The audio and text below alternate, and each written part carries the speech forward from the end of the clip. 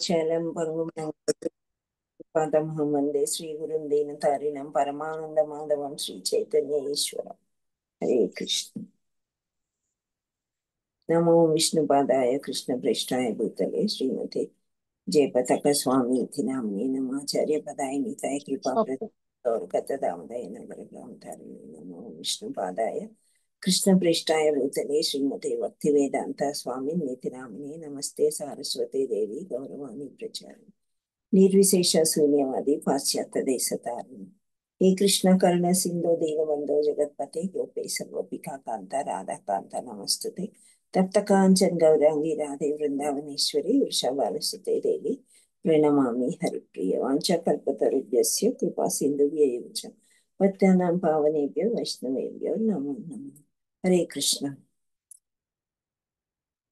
कृष्ण कृष्ण कृष्ण हरे हरे हरे राम राम राम.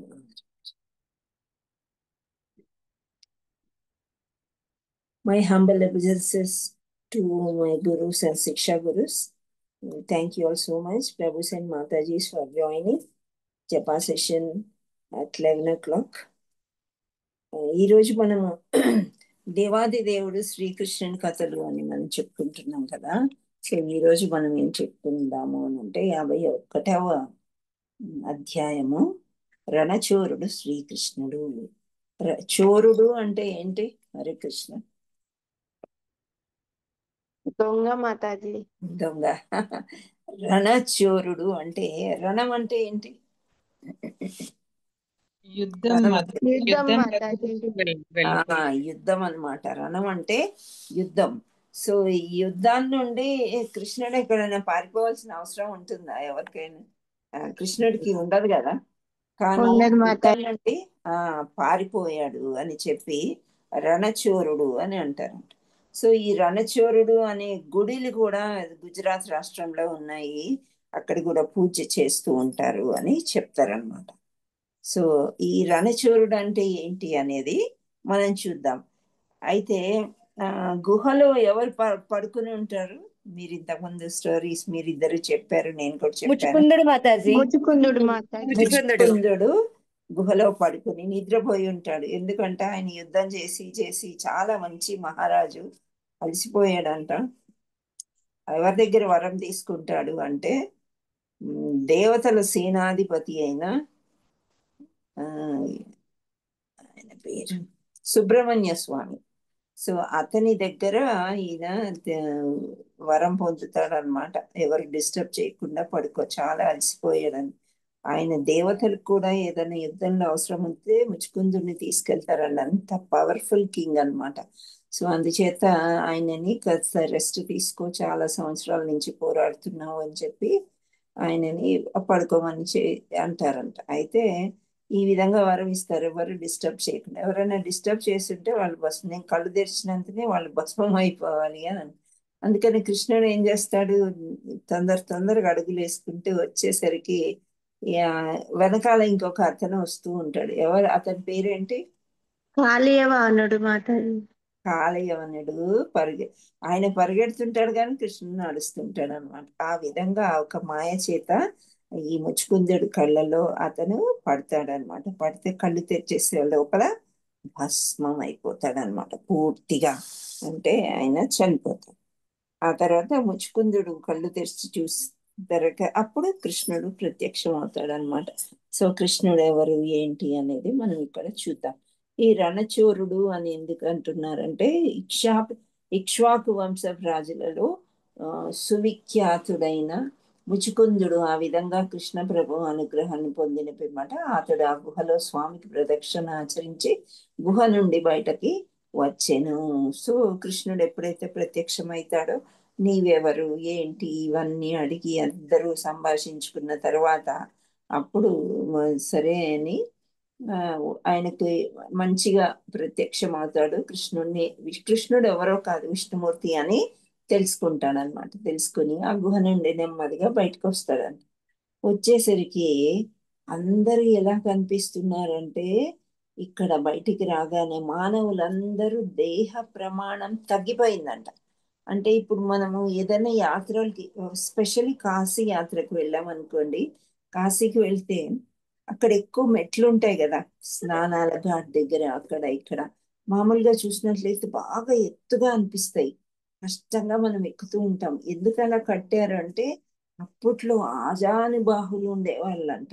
ఇప్పుడు రిపేర్ అయ్యాక నాకు తెలియదు, సామాన్యంగా అందరూ ఫీలింగ్స్ నేను చెప్తున్నాను. ఈవెన్ తిరుపతి మెట్లు అలా వెళ్ళినప్పుడు ఇప్పుడు కొన్ని రిపేర్లు చేసి అక్కడక్కడ మనకి సౌలభ్యం కోసం అలా చేస్తున్నారు. కానీ సో ఆ విధంగా ఉండేటప్పుడు ఎలా ఉందంటే, ఆ ఆ రోజుల్లో అంటే మనకంటే పూర్వము, కలియుగం కంటే పూర్వం మనుషులు ఎలా ఉండేవారంటే కలియుగ ప్రారంభ దశలు అని కూడా అనుకోవచ్చు. అంటే ద్వాపర యుగం, యుగం ఎండ్ అయ్యేటప్పుడు చాలా పొడుగు ఆజానుబాహువులుగా ఉండేవారంట మనుషులు అనమాట. అంటే more than 7 feet or 6 feet అలాగా. సో వాళ్ళకి ఆ, కొంచెం వెడల్పాటి మెట్లు ఎత్తుగా ఎక్కవలసిన అవసరం ఉంటుంది కాబట్టి సో అలా ఉండేది. అయితే ఇక్కడ ముచుకుందుడు అప్పుడు వాళ్ళు అలా ఉండేవారు అనమాట, బాగా బలశాలులు, పొడుగ్గా. ఈవెన్ రాధారాణి చూడండి, 6 years 8 years అని మనం శాస్త్రాల్లో చదువుతుంటాం. కానీ ఒక ఆ, యువతి లాగా కనిపిస్తుంది, బాల్యం లాగా ఉండరు వాళ్ళు. అంటే పర్సనాలిటీస్ అప్పుడు అలా ఉండేవి దేహాలు.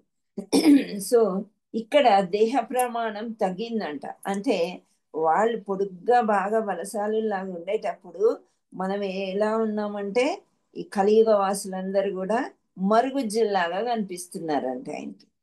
కనిపించి బాగా మరుగుజ్జులు అంటే పొట్టిగా ఉండడం అన్నమాట.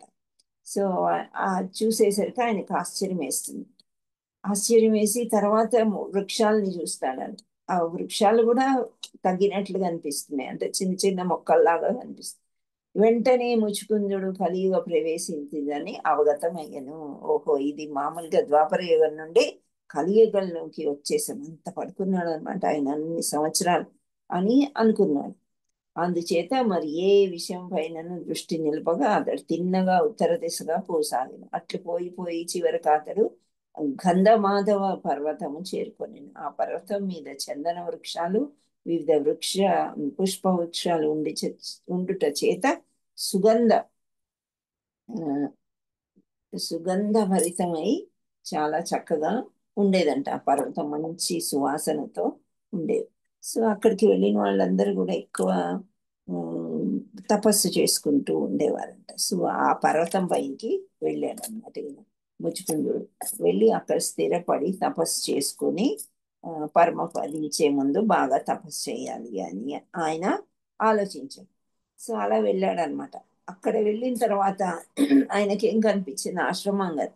ఆశ్రమాన్ని ఏమంటారంటే బద్రికా ఆశ్రమము అంటారు. బద్రీనాథ్ చూసారా మీరు? ఎవరైనా చూస్తుంటారు, కేదార్నాథ్, బద్రీనాథ్ అని వెళ్తూ చూసాను ఉంటారు. మాతాజీ. చూసారా? ఓకే, హరే చూసాను. కృష్ణ మాతాజీ. నేను చూసాను. Very good. సో బాగుంటుంది ఏమో చెప్తారు, నేనైతే చూడలేదు. సో ఆ బద్రికాశ్రమం అని అనుకుంటున్నారంట అందరు, అక్కడ ఆశ్రమం ఏంటి అని. బద్రికాశ్రమంలో ముచుకుందుడు సుఖ దుఃఖాలను, ప్రాపంచిక ఇతర ద్వంద్వాలను మర్చి శ్రీకృష్ణుని ఆరాధింపసాగాను. బద్రికాశ్రమంలో ఎవరు ఉంటారు? బద్రీనాథ్ అని అంటారు, కానీ ఎవరు?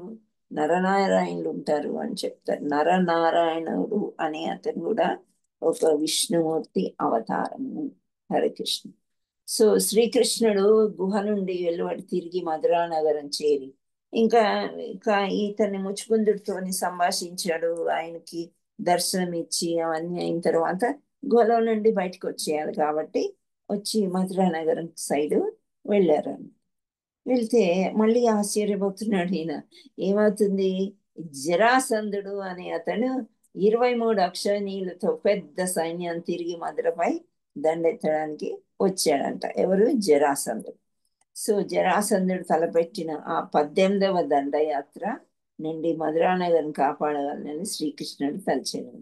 సైనికుల మారణకాండను కొనసాగిట ఇష్టం లేకపోవడం వలన ఇప్పుడు ఇంతమందిని ఎంతో పాపులు అనుకున్నాం, వాళ్ళందరినీ చంపి చంపి ఆ తర్వాత శ్రీకృష్ణుడు అనుకుంటున్నాడు, ఇంతమందిని చంపడం ఎందుకు, వీడు పని పడదాం ఏంటో చూద్దాం అని చెప్పేసి ఆ ప్రధానమైన ఇంకా ముందు ముందుకి మంచి మంచి కార్యాలు నేను చేయాలి కాబట్టి ఈయన రణరంగం వద్దు అనుకొని ఈ యుద్ధం నుండి నెమ్మదిగా వెళ్ళిపోతూ ఉన్నాడంట. మళ్ళీ ఇదే అన్నమాట, పారిపోవడం లాంటివి. సో ఆయన వదిలి వెళ్ళిపోయాడంట. వదిలి వెళ్ళిపోయేసరికి ఇప్పుడు రెండు ఆ, పార్టీలు ఉన్నాయి. ఇద్దరు కలిసి చక్కగా యుద్ధం చేయాలి. అలాంటి యుద్ధం నాకొద్దు అని ఒకరు పారిపోతే ఇంకొకరు ఎవరితో యుద్ధం చేస్తారు? ఎవరితో చేయలేరు. కాబట్టి అర్థం కాదనమాట ఇతనికి. సో నిజంగా భయం వలన యుద్ధరంగం నుండి పలాయితుడు కాలేదు. కానీ సాధారణ మానవ మాతృని వలె జరాసంధుని సైనిక బలం చూసి భయపడినట్లు ఆయన నటించెను. ఎట్టి అస్త్రాలు ధరింపకుండా ఆయన రణరంగాన్ని వీడిపోయాను. తమ పాదములు తామర పువ్వుల రేకుల వలె మిక్కిలి సుకుమారములై ఎంతో దూరం ఆయన కాలినడకన అట్లు నడిచెను. సో నడుస్తూ నడుస్తూ నడుస్తూ కృష్ణుడు వెళ్తున్నాడంట చాలా దూరం. ఆ వెళ్ళిపో వెళ్ళిపోతూ ఉన్నాడంటే అప్పుడు వీళ్ళు ఏమనుకుంటున్నారు, ఈ సైనిక బలాన్ని చూసి చాలా పెద్ద సైన్యాన్ని తెచ్చారు కదా. ఏ 17 అక్షోనీయుల సైన్యాలు 17 మార్లు వచ్చినప్పుడు అందరినీ చంపివేశాడు.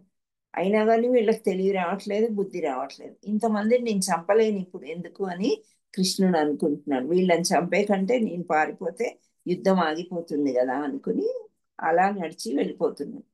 కృష్ణ బలరాములు తన సైనిక బలాన్ని చూచి భీతి చెందిరని రణరంగం నుండి పారిపో జరాసంధుడు తలపోసెను. తన చతురంగ బలంతో అతడు వారిని వెంటాడెను. సో వీళ్ళు అలా నడిచినట్టు కనిపిస్తారు కానీ కృష్ణ బలరాములు సామాన్య మానవులు కాదు వాళ్ళు. కానీ వీళ్ళు సామాన్య మానవులుగా అనుకుని వాళ్ళ సైన్యంతో వెంట వెళ్ళారంట. వెళ్ళేసరికి ఏమైంది, కృష్ణుడు యత్నించారు అంటే స్వామి చర్యలకు నిలువ కట్టుటకు అతడు ప్రయత్నం చేశాడు. కృష్ణునకు రణచోరుడు అనే ఒక నామము కలదు. దాని అర్థం రణరంగం నుండి పైలాయితుడైన వాడు అని. భారతదేశంలో ముఖ్యంగా గుజరాత్ రాష్ట్రంలో రణచోర్జీ ఆలయాలు అనబడు కృష్ణాలయాలు అనేకము కలవు. సో ఇలా అనుకుంటున్నారు ఈ వీళ్ళు, పిరికివాడు ఇలా పారిపోయాడు, వెనకాల అన్నయ్య కూడా పారిపోయాడు అని అనుకుంటున్నారు. కానీ రాక్షసులు కృష్ణుని ఐశ్వర్యాన్ని కొల్చుటకు ప్రయత్నింతురు. భక్తులు ఎన్నడూ స్వామి బలాన్ని కాదు, భక్తులు ఎన్నడూ కూడా భగవంతుడు బలవంతుడు ఐశ్వర్యంతుడు అని అనుకుంటారు. కానీ రాక్షసులు అలా అనుకోరనమాట. అనుకోకుండా శుద్ధ భక్తులు భావనను అనుసరించి రణచోర్జీ ఆయన కృష్ణుని భయంతో రణరంగాన్ని వదిలి పోలేదని, అంతకంటే ముఖ్యమైన మరి ఒక కార్యం ఉండట చేతని అట్లు వదిలిపోయానని మనం గ్రహింపగలగాలి అని చెప్తున్నారు. సో మనము వాళ్ళు అన్నారు రణచోర్ అని, అట్లా అని ఆయన రణచోర్ కాదు, ఏదో కారణం వల్ల ఇలా వెళ్ళిపోయి ఉంటారు అని అంటారు. సో అలా వెళ్ళిపోయి ఒక పర్వతం పైకి వెళ్ళిపోతారంట. సో ఆ పర్వతం పైకి వెళ్ళిపోయిన తర్వాత ఇంకా వీళ్ళు ఇలా పారిపోతుంటారు, మళ్ళీ వస్తారు, మళ్ళీ యుద్ధం చేస్తారు. ఇలా 17 పర్యాయాలు చేశారు. అది కాదు అని చెప్పేసి ముట్టడి చేస్తారు. అంటే బాగా నిప్పు పెడతారంట. ఆ పర్వతం చుట్టూ కూడా నిప్పు పెడతారు. ఆ నిప్పు పెట్టేసరికి పొగ మంటలు ఇవన్నీ వస్తే ఏమవుతుంది, పూర్తిగా అందరూ వాళ్ళ సైన్యంతో పాటు అందరూ నశించిపోవాలి అనుకుని, సైన్యం అయితే ఇంకెక్కడో ఉంది కదా, వీళ్ళ సైన్యమే కృష్ణ బలరాముల వెనకాల వెళ్తుంది. కానీ మథురా సైన్యం మాత్రము ఈ పర్వతం దాకా రాలేదు. వచ్చారనుకుని వీళ్ళు మంట పెట్టి అవన్నీ చేసేసరికి వీళ్ళు సామాన్య మానవులు కారు కాబట్టి ఏం చేస్తారు, ఇద్దరు చాలా బలంగా ఎప్పుడైతే మంటలన్నీ బాగా వస్తున్నాయి, పొగ కమ్ముకుపోయింది అనమాట. ఎవరికి ఏమీ కనిపించట్లేదు. కనిపించకపోయేసరికి కృష్ణ బలరాములు ఆ పర్వతం పైనుండి దూకి నెమ్మదిగా సముద్రంలోనికి అంటే ద్వారకాకి ఇద్దరు కూడా వెళ్ళిపోతారనమాట. సో వెళ్ళిపోయిన తర్వాత వీళ్ళు ఇంకా ఆ మంటలో వాళ్ళు కాలిపోయారు అనుకుని ఇంకా పోరాడం అవసరం లేదని జరాసంధుడు నిశ్చయించుకుంటారనమాట. యుద్ధంలో తాను విజయం సాధించినట్లు విర్రవీగుచు అతడు మధురానగర్ వీడి తన మగధ రాజ్యానికి వెడలిపోయాడు. క్రమంగా కృష్ణ బలరాములు సముద్ర మధ్యనున్న తమ ద్వారకా నగరము చేరుకొనిరి. ఆ తర్వాత ద్వారకా చేరుకున్న తర్వాత అనంతరం ఏమవుతుంది, బలరాముడు రైవతుడను ఆనర్త దేశపు రాజకుమార్తె రేవతీదేవిని వివాహం ఆడెను. ఇప్పుడు వివాహ సమయం అన్నమాట.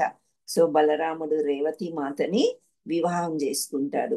విదర్భ దేశపు రాజైన భీష్మకుని కుమార్తె ఈమె రుక్మిణీదేవి. సో బలరాముడు వివాహం అయిపోయిన తర్వాత శ్రీమద్ భాగవతంలో నవమ స్కందంలో ఈ వివాహము వర్ణించబడింది. బలరాముని వివాహానంతరము శ్రీకృష్ణుడు రుక్మిణీదేవిని పరిణయం ఆడెను. సో ఇక్కడ రణ్చోర్ కథ అయిపోయింది. అంటే రణ్చోర్ అని ఎందుకన్నారంటే యుద్ధభూమి నుండి పారిపోయాడు ఆయన. సో ఇక్కడ బలరాముడు ద్వారక తిరిగి వచ్చిన తర్వాత రేవతి దేవితోని వివాహం అవుతుంది. కృష్ణుడు కూడా రుక్మిణీ మాతతోని వివాహం జరుగుతుంది. సో ఎవరు ఈ రుక్మిణి ఎలా జరుగుతుంది అనేది కొంత వివరించారనమాట. సో బలరాముని వివాహానంతరం శ్రీకృష్ణుడు రుక్మిణీదేవిని పరిణయమాడింది.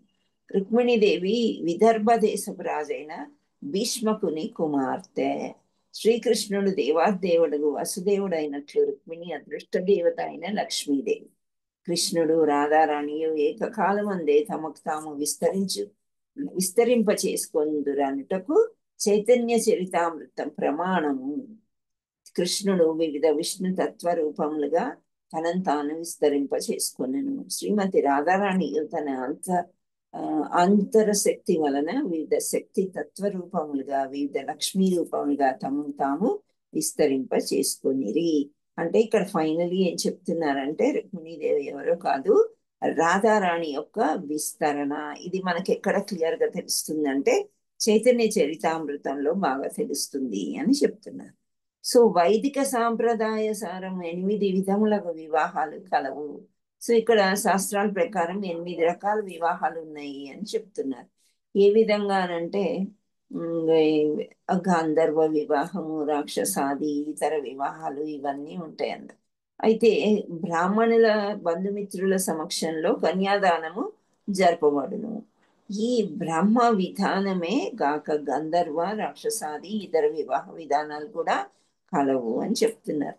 మామూలుగా తల్లిదండ్రులు సంబంధాన్ని కుదురుస్తారు.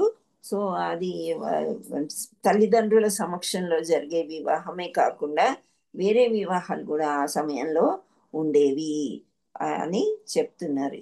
ఎవరు క్షత్రియులు వాళ్ళ ఇష్టానుసారం పెళ్లి చేసుకునే దాన్ని గంధర్వ వివాహం అని అంటారు.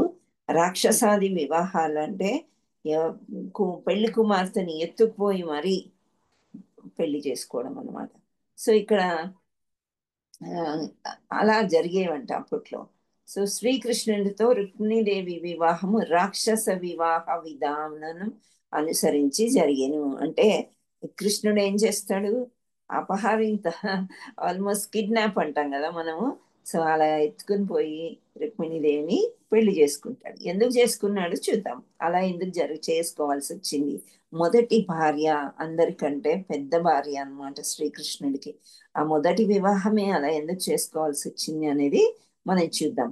శిశుపాలుడు, జరాసంధరుడు, సాల్వుడు మొదలైన తన ప్రతిపక్షులందరూ చూచుచుండగా కృష్ణుడు రుక్మిణీదేవిని బలవంతంగా ఎత్తుపోయి వివాహం ఆడెను. రుక్మిణీదేవి శిశుపాలునికి ఇచ్చి వివాహం చేయవాలని నిర్ణయించబడగా ఆ కళ్యాణ మండపం నుండి రుక్మిణీదేవిని గరుడు రాక్షసుల నుండి అమృతభాండంని హరించినట్లు శ్రీకృష్ణుడు కొనిపోయాను. రుక్మిణిని రుచి రానన అందరు అనగా విప్పారిన తామర పువ్వు వంటి సొగసైన వదనం గలది అని అర్థము. సో ఇక్కడ ఎప్పుడైతే వసుదేవుణ్ణి దేవకి మాతని కంసుడు బంధిస్తాడు కదా, అలాగే ఎప్పుడైతే ఈమె శిశుపాలుని పెళ్లి చేసుకొని అని అన్నప్పుడు వాళ్ళిద్దరిని కూడా తండ్రి కూతుర్ని బంధించి ఒక మంచి సమయం చూసి మ్యారేజ్ నిశ్చయం చేసేస్తాడు. ఎవరు? శిశుపాలుడు. సో రుక్మిణికి శిశుపాలుడికి కళ్యాణము నిశ్చయం అవుతుందన్నమాట. ఆ నిశ్చయం ఆ పెళ్లి సమయంలో ఈ కృష్ణుడు వచ్చి ఎత్తుకుపోతాడు. ఎలా జరుగుతుంది చూద్దాం. కృష్ణ భక్తులు స్వామి ఆధ్యాత్మిక లీలను గురించి వినవాలని ఎప్పుడు తహతలాడుచుందురు.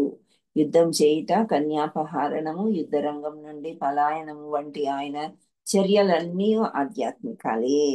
అంటే పారిపోవడము, కన్యాపహరణం అంటే కన్యని అపహరించడము, ఇవన్నీ కూడా ఆయన యొక్క లీలలు. సో ఈ ఆధ్యాత్మిక లీలలన్నీ రుక్మిణీదేవి చిన్నప్పటి నుంచి కృష్ణుడి కోసం చాలా వినిందంట. విని విని ఆమె ప్రేమలో పడుతుందన్నమాట. సో సిద్ధ భక్తుడైన వాడు స్వామి లీలలో కొన్ని వినదగినయు మరికొన్ని పరిహరింపదగినదని భేదము పాటింపడు. ఇప్పుడు అయ్యో కృష్ణుడు రంచోరా అని చెప్పి పక్క పక్క నవ్వలేం, మనం నవ్వుతామా? ఎందుకు? ఆయన ఆదిదేవుడు, దేవాది దేవుడు. ఈ లీల జరిగే ఈ దేనికోసమో చేస్తున్నాడు, అదేంటి అనేది మనం తెలుసుకోవాలి అన్న ఆతృత ఉంటుంది భక్తులకి. కానీ ఇది ఇలా జరిగింది ఎందుకు, అది అలా జరిగింది ఎందుకు అని అనుకోరన్నమాట. కానీ వేరే వాళ్ళు పరిహసిస్తారు. ఓ పారిపోతున్నాడు పిరికివాడు అని చెప్పి రణచోరుడు అని అన్నారనమాట.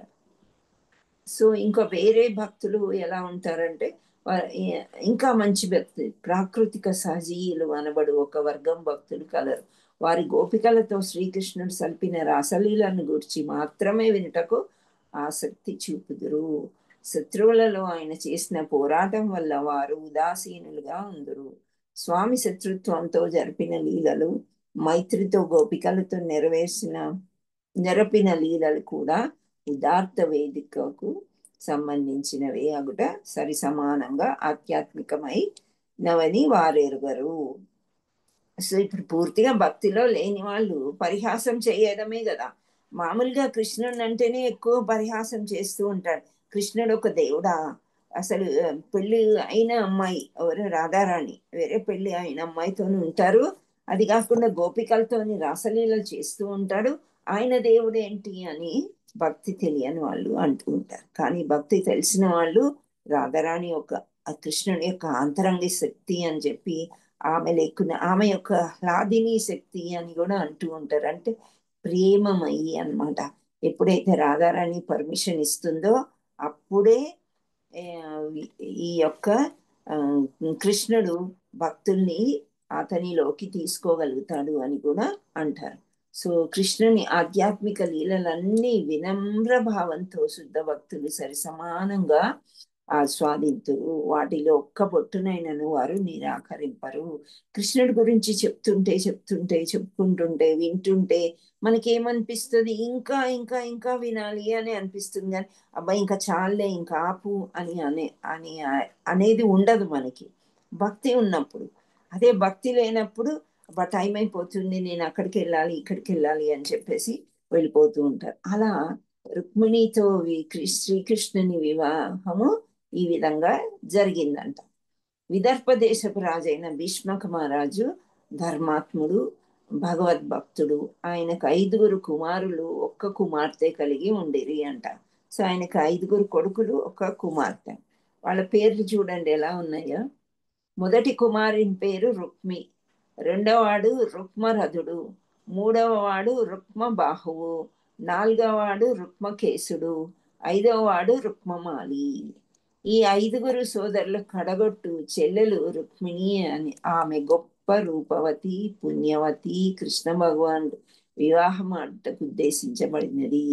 నారదముని మహర్షులు ఎంతమందో భీష్మక మహారాజు ఆస్థానంకు వచ్చిచుండేది. అందుచేత సహజంగానే రుక్మిణీదేవి వారితో సంభాషించుచుండెను. వారి ద్వారా ఆమె శ్రీకృష్ణుని గురించి తెలుసుకొనెను. ఇప్పుడు శ్రీకృష్ణుడి గురించి నారదుడు ఉన్నాడంటే ముల్లోకాలు తిరుగుతూనే ఉంటాడు. శ్రీకృష్ణుడి గురించి కొంచెం కూడా చెడుగా మాట్లాడే అవసరం కూడా లేదు. అసలు ఆయన భక్తుడు కాబట్టి, హరిభక్తుడు. నారాయణ నారాయణ అంటూ ఉంటాడు ఎప్పుడు.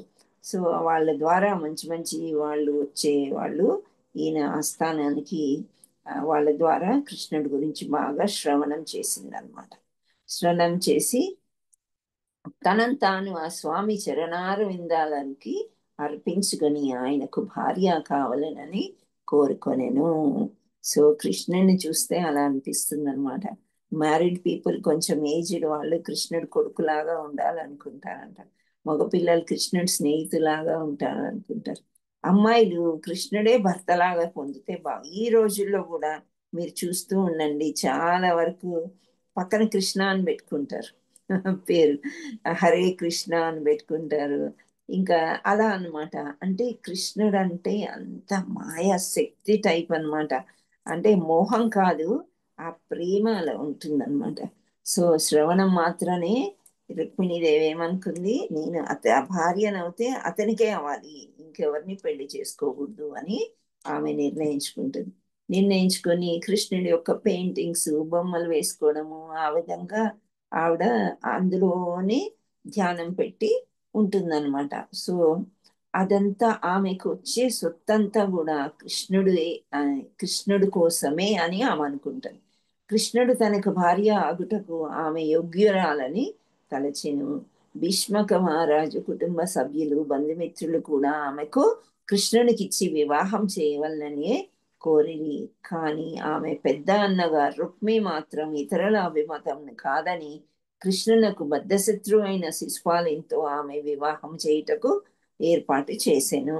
సో రుక్మిణి అని ఒక పెద్ద అన్నయ్య, ఐదుగురు కుమారులు కదా రుక్మిణీదేవికి, ఐదుగురు అన్నయ్యలు. సో ఆ పెద్ద అన్నయ్య ఏం చేస్తాడు, లేదు శిశుపాలుడు నా యొక్క ఫ్రెండ్, అది కాకుండా కృష్ణుడికి విరోధి, శత్రువు. సో ఆ శిశుపాలుడికి నేను ఇచ్చి పెళ్లి చేస్తాను, అతనికి ఏం తక్కువ అని అనుకుని వివాహము నిశ్చయం చేస్తారు. కానీ ఆ రాజుకి బంధువులకి అందరికీ కూడా రుక్మిణిని కృష్ణుడికి ఇచ్చి పెళ్లి చేయాలనే ఉంటుందన్నమాట. సరి అయిన జోడి అని వాళ్ళు అనుకుంటారు. సో ఎలాగైతే మీ శిశుపాలుడితోని మ్యారేజ్ సెటిల్ అయిపోతుంది. ఆ మ్యారేజ్ డే కూడా వచ్చేస్తుంది అనమాట, ఇంకా పెళ్లి జరగాలి అని. సో ఈ సంగతి తెలియగానే రుక్మిణీదేవికి మిగిలిన దుఃఖితమాయను, చాలా ఆ ఏడుపు వచ్చింది అనమాట. నేనేమనుకున్నాను, అవుతుంది అని చెప్పేసి. కానీ ఆమె క్వీన్ కదా, ప్రిన్సెస్, రాజకుమారి, అవడం చేత ఇంకా ఆమె ఈ బిడియము సిగ్గు అవన్నీ వదిలి ఒక లేఖ రాస్తుంది అనమాట శ్రీకృష్ణునికి. లేఖ రాసి ఆ సందేశాన్ని ఒక మంచి యోగ్యుడైన బ్రాహ్మణుడితోనే పంపిస్తుంది అనమాట. సో ఆమె ఉత్తమైన బ్రాహ్మణుడు, సత్యవాది, విష్ణు భక్తుడు అయి ఉండును. సో ఆ బ్రాహ్మణ దూతను తీసుకుని ఇంకా ఎక్కువ లేట్ చేయకుండా జాగు చేయక ఆయన ద్వారకా నగరానికి ఆ ఉత్తరాన్ని ఇచ్చి పంపిస్తుంది అనమాట. సో ద్వారకా నగర్ ద్వారం దగ్గర ద్వారపాలకులకు తన ఆగమనం తెలియగానే సాదరంగా అతనిని స్వర్ణ సింహాసనంపై ఆసీనుడైన ఉండే కృష్ణుడు ప్రసాదమునకు అతడు తీసుకొని పోయాను. సో అక్కడ పెద్ద పెద్ద ప్యాలెసెస్ లో ఎలా ఉంటారంటే,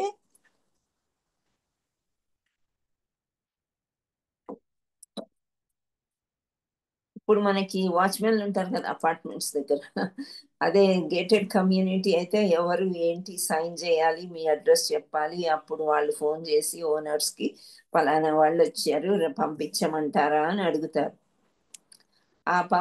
ఓకే అన్నప్పుడే పంపిస్తారు. అలాగే ఇక్కడ ద్వారపాలకులు అంటే కొంచెం వెళ్ళి చెప్పారంట కృష్ణుడికి, ఫలానా బ్రాహ్మడు ఫలానా దగ్గర నుండి వచ్చారు ఆ సందేశం ఏదో తీసుకుని.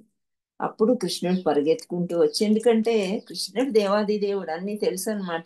ఆ సందేశం వచ్చింది, ఇంకా నేను పెళ్లి చేసుకోవాలి, అన్నయ్య పెళ్లి అయిపోయింది కదా, ఇంక ఈయన పెళ్లి చేసుకోవాలి, ఒక్కటి కాదు కదా, ఎన్నో పెళ్లిళ్ళు చేసుకోవాలి. సో మొదటి పెళ్లి ఆయనకి మనసులో తెలిసిపోతుంది, రుక్మిణీదేవి దూత అని అనుకుని పరిగెత్తుకుంటూ వచ్చి ఆయన దేని మీద కూర్చున్నాడు, చక్కగా స్వర్ణ సింహాసనము.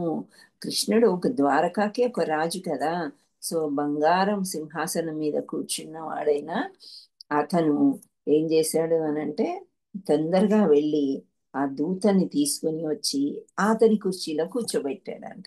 ఎంత మంచి స్వభావం కదా, కృష్ణుడు అంత పెద్ద రాజైన ఒక సామాన్య బ్రాహ్మణుణ్ణి తీసుకొచ్చి ఆయనని ఆ కుర్చీలో చక్కగా కూర్చోబెట్టాడనమాట.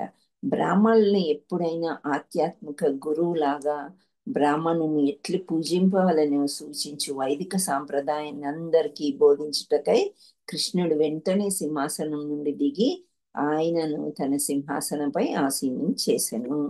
సో ఇక్కడ సకల మర్యాదలు ఏ విధంగా చేయాలి అని కృష్ణుడు అందరూ తెలుసుకోవాలని ఆ విధంగా అతన్ని సింహాసనం పైన కూర్చుండబెట్టడమే కాకుండా ఆరాధింపసాగాడంట.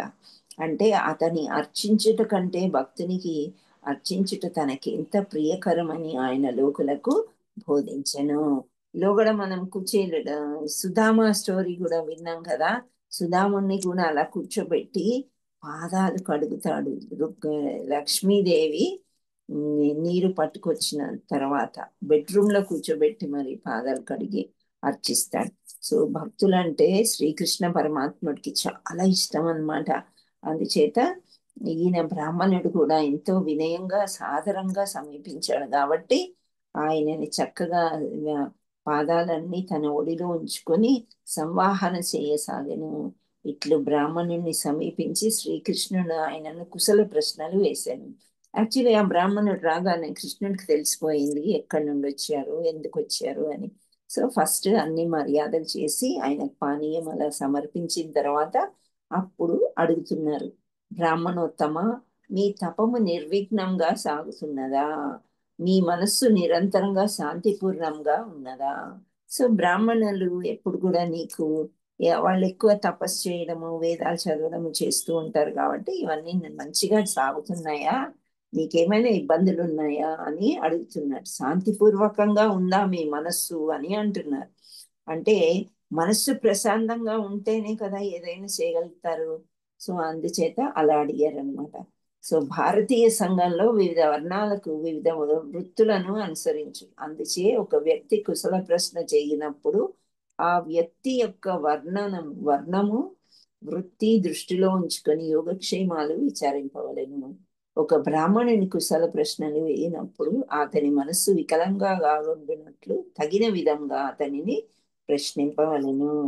రుజత్వం, శుచిత్వం, సమచిత్తత, ఆత్మనిగ్రహం, క్షమ మున్నగు గుణాలకు ప్రశాంతమైన మనస్సు ప్రాతిపదిక.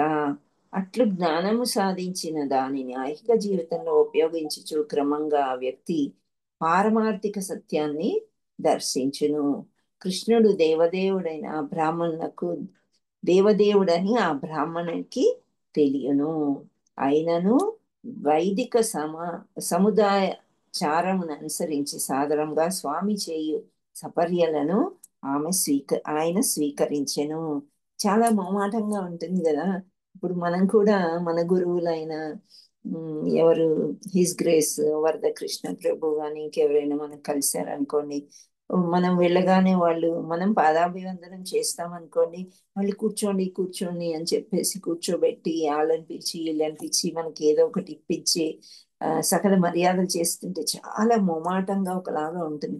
అయితే ఈ బ్రాహ్మణుడు కూడా ఏమైంది అంటే అతను తెలుసు ఈయన దేవాది దేవుడు, రుక్మిణి మాత నన్ను సందేహం ఇచ్చి పంపించింది ఆ సందేశం వినిపించడానికి వస్తే నాకు ఇన్ని మర్యాదలు చేస్తున్నారు, నో అని మనం అనలేము అలాంటి పెద్దవాళ్ళు చేస్తున్నప్పుడు. సో అలా అనలేక గౌరవాన్ని చూపిటకు అతని యొక్క విధి కాబట్టి చేయించుకున్నారంట. అవన్నీ సామాన్య బాలుని వలె ప్రవర్తించుచుండెను అని అంటున్నారు. సో ఇక్కడ అవన్నీ స్వీకరించారు ఆయన. సో శ్రీకృష్ణుడు కేవలం ఒక మానవ మాతృని వలె నటించుచుండెను. క్షత్రియ వర్ణంలో జన్మించిన ఒక సామాన్య బాలుని వలె ప్రవర్తించుచుండెను. బ్రాహ్మణుడి పట్ల గౌరవం చూపుట అతని విధి. సో ఆ హయ్యర్ స్టాండర్డ్ ఎవరు అంటే బ్రాహ్మణులు, ఆ తర్వాత క్షత్రియులు వస్తారు, క్షత్రియుల తర్వాత వైశ్యుల తర్వాత శూద్రులు. అంటే వీళ్ళు వృత్తిపరంగా చాతుర్వర్ణ మాయా సృష్టం అని భగవంతుడు భగవద్గీతలో చెప్పారు కాబట్టి వర్ణాన్ని బట్టి కులాలు ఏర్పడ్డాయి అన్నమాట. సో కృష్ణుడు ఆ బ్రాహ్మణుడితో ఇలా అంటున్నారు ఏంటి అంటే, బ్రాహ్మణోత్తమ, నీవు నిత్య సంతుష్టుగా ఉండవలెను. బ్రాహ్మణుడు నిత్య సంతుష్టై ఉన్నప్పుడే తన ధర్మాల నుండి అతడు తప్పిపోకుండా ఉండును. సో ఎప్పుడైతే బ్రాహ్మణులు చాలా హాయిగా సంతోషంగా ఉండగలుగుతారో అప్పుడే ప్రజలందరూ కూడా చక్కగా ఉండి ఇంద్రుని వంటి స్వర్గాధిపతి ఇంద్రుడు వంటి సర్వైశ్వర్య సంపన్నుడైనను సంతుష్టి లేనిచో మరి ఒక లోకానికి పంపబడును. అట్టి వ్యక్తి ఏ పరిస్థితుల్లోనూ సుఖంగా ఉండజాలడు.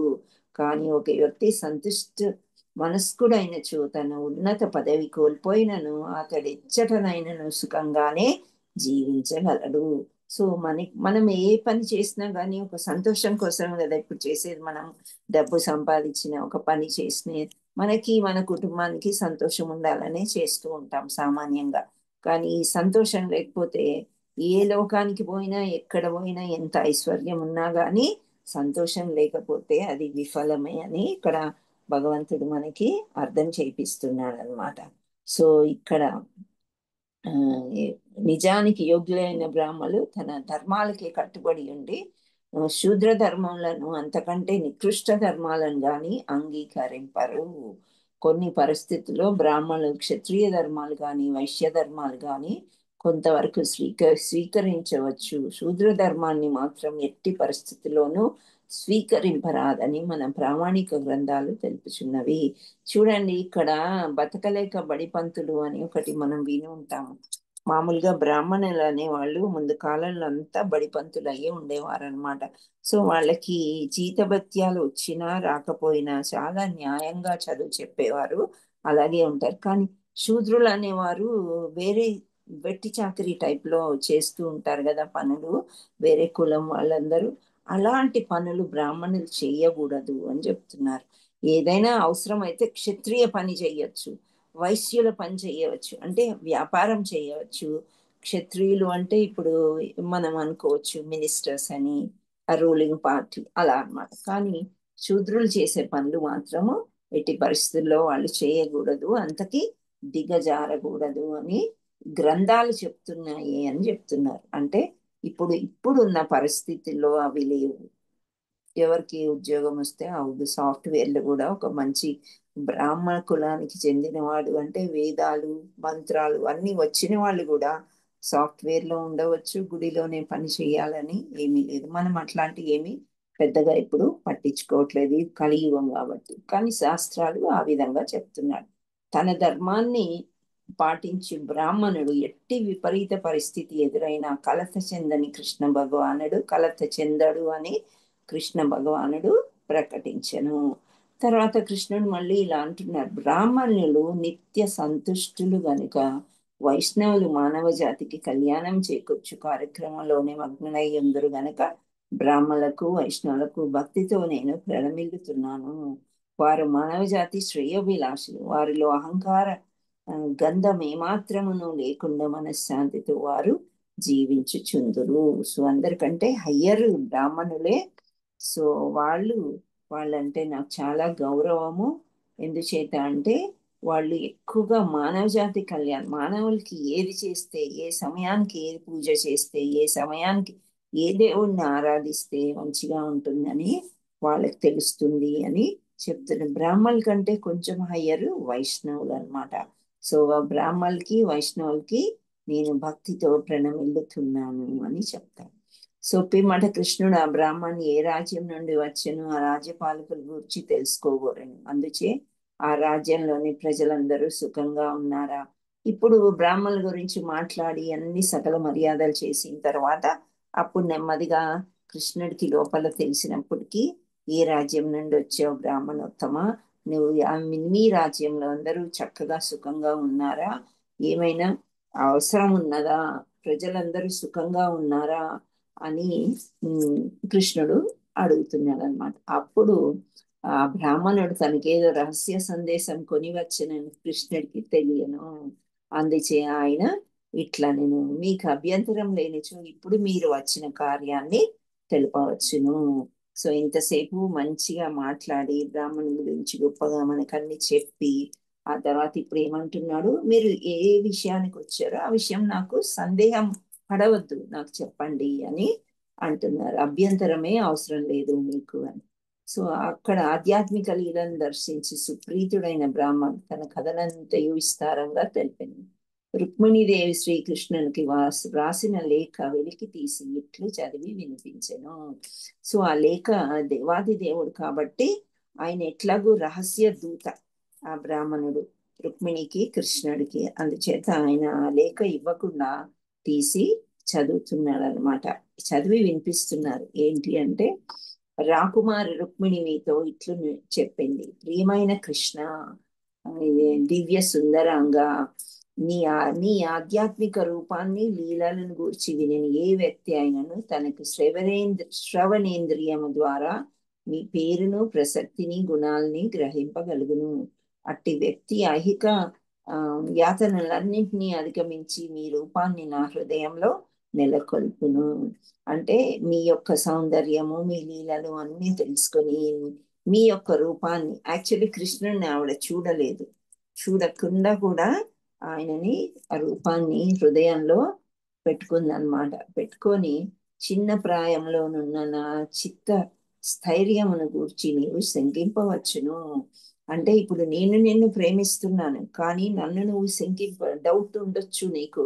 కానీ ప్రియమైన ముకుంద, నీవు పురుష సింహము, పురుషోత్తముడు, ఇది వరకు ఇల్లు వదిలి ఎరుగని ఏ కన్య అయినా లేదా ఎట్టి పతివ్రత అయినను అపూర్వం నీ స్వభావము, జ్ఞానము, ఐశ్వర్యము, పదవి చూచి మరుగులుగొని నిన్ను వివాహమాడ కాంక్షించును.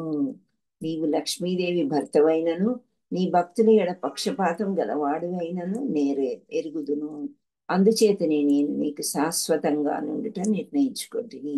ప్రభు, నా బ్రతుకును ప్రాణమును సర్వము మీ పాదార విందాలకు అర్పించుకొంచున్నాను. నేను నిన్ను నా భర్తగా వరించుచున్నాను.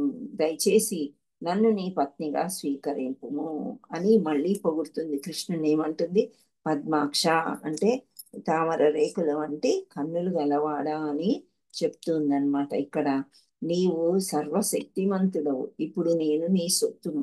సింహము భుజింపదలని దానిని ఒక నక్క హరించి వేయదలిచినచు అది పరిహాసముగా ఉండును కదా. అందుచేసి శిశుపాలుడు నన్ను కొనిపోయిన మునిపే వెంటనే నీవు వచ్చి నన్ను కాపాడుము. ప్రభు, పూర్వజన్మలో నేను బావులు తవ్వించుట.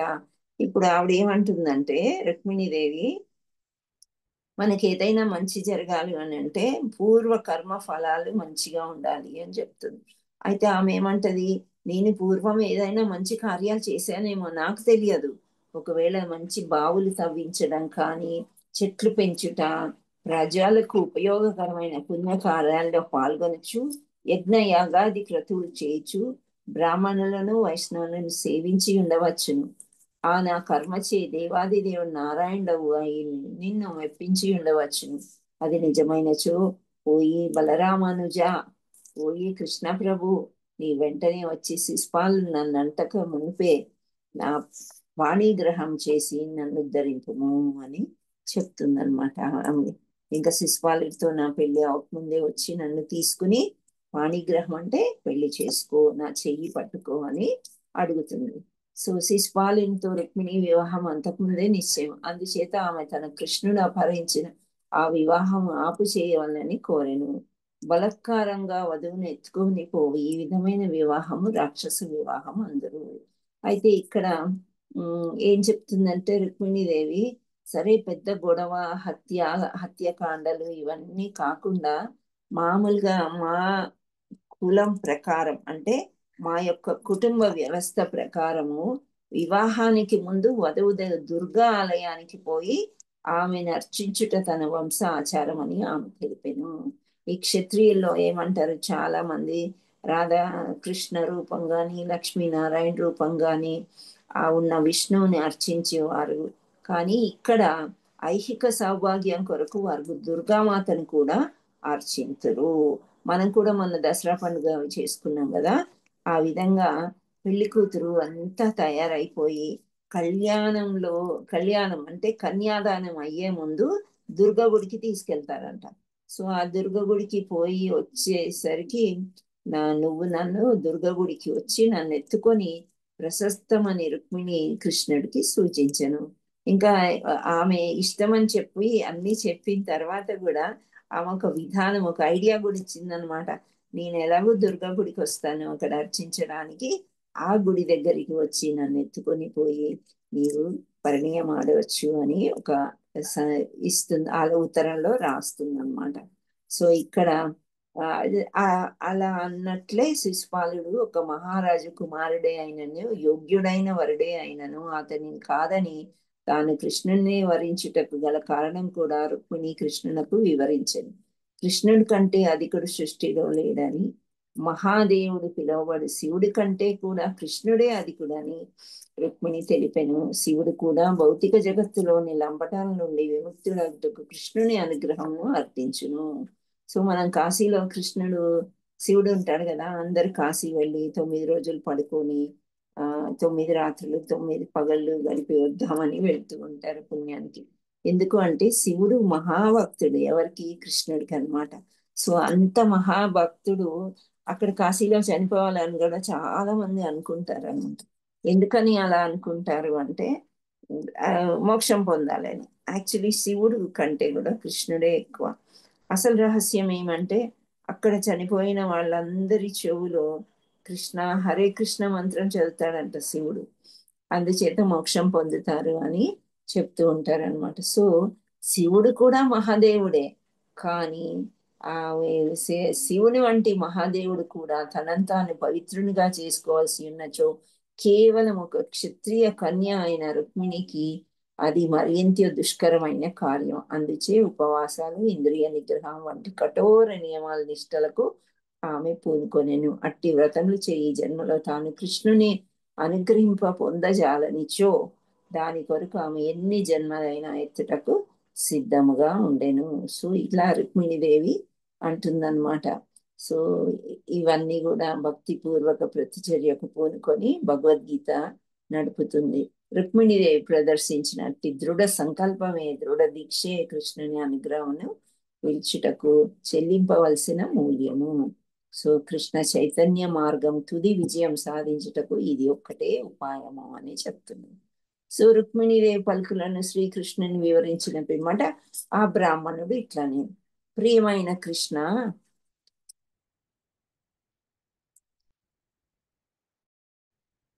హరే కృష్ణ, ప్రియమైన కృష్ణ, నేను యదువంశనాథ, ఈ రహస్య సందేశాన్ని రుక్మిణి వద్ద నుండి నేను కొనివచ్చి నీ సమక్షంన నివేదించి తిని తగిన యోచన చేసి నీ చిత్తం వచ్చినట్లు కార్యాన్ని నడిపింపుము.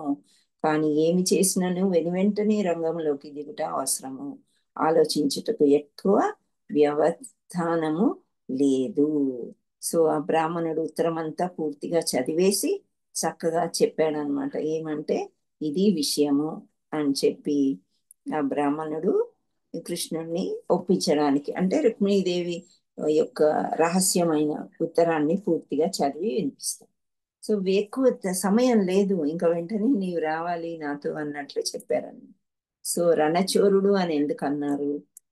ఈ కృష్ణుని యొక్క లేఖ ఎక్కడి నుండి రుక్మిణికి వచ్చిన లేఖ ఈ యొక్క అధ్యాయంలో ఉందన్నమాట. సో రణచోరుడు కృష్ణుడు అనే దశమ స్కందపు 51వ అధ్యాయానికి భక్తి వేదాంత సంభాష్యము సమాప్తం. హరే కృష్ణ హరే కృష్ణ కృష్ణ కృష్ణ హరే హరే, హరే రామ హరే రామ రామ హరే హరే కృష్ణ. మాతాజీ అండ్ ప్రభుజీస్ నన్ను క్షమించాలి.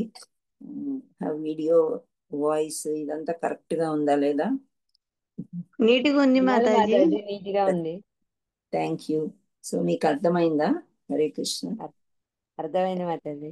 చాలా సింపుల్ కదా, అందులో అర్థం కాకపోవడానికి మనకు తెలిసిన స్టోరీ లాగానే అనిపిస్తాయి కొన్ని. మనకి రణచోర్ అనేది కొంచెం కొత్తదే, కానీ ఇలా. Hare Krishna. Thank you all so much for joining. దీంట్లో ఏమీ డౌట్లు లేకపోతే ముగిద్దాం, ఎందుకంటే బ్యాటరీ లో ఉంది. I'm sorry to say. Hare Krishna Mataji. దండవత్ హరే కృష్ణ మాతాజీ. దండవత్ ప్రణామం మాతాజీ. Thank you. మాతాజీ నాకు చిన్న డౌట్ మాతాజీ. చెప్పండి.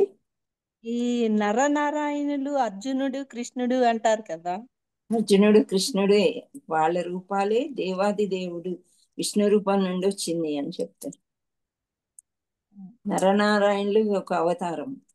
నరనారాయణులు అర్జునుడు కృష్ణుడు అని కూడా అంటారు అనమాట. భాగవతంలో నరనారాయణుడు అనేది ఒక అవతారం అని చెప్తారు, విష్ణుమూర్తి యొక్క అవతారం అన్నమాట. అది బద్రికాలో ఉంటుంది.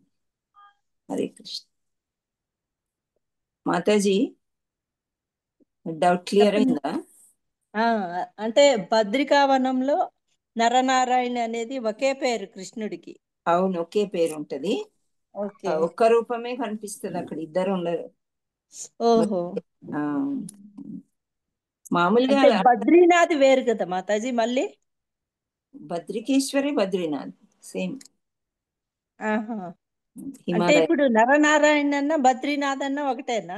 ఒకటే. Okay Mataji. Thank you Mataji. అది భాగవతంలో ఉంది 3వ క్యాంటో. అవతారాలు చదువుతున్నాం కదా జపావన్లో, అందులో ఉంది మాతాజీ. హరే కృష్ణ. ఇంకేమన్నా ఉన్నాయా డౌట్స్? శ్రావణి మాతాజీ ఎండింగ్ ప్రేయర్స్ చేయండి. చేయగలరా?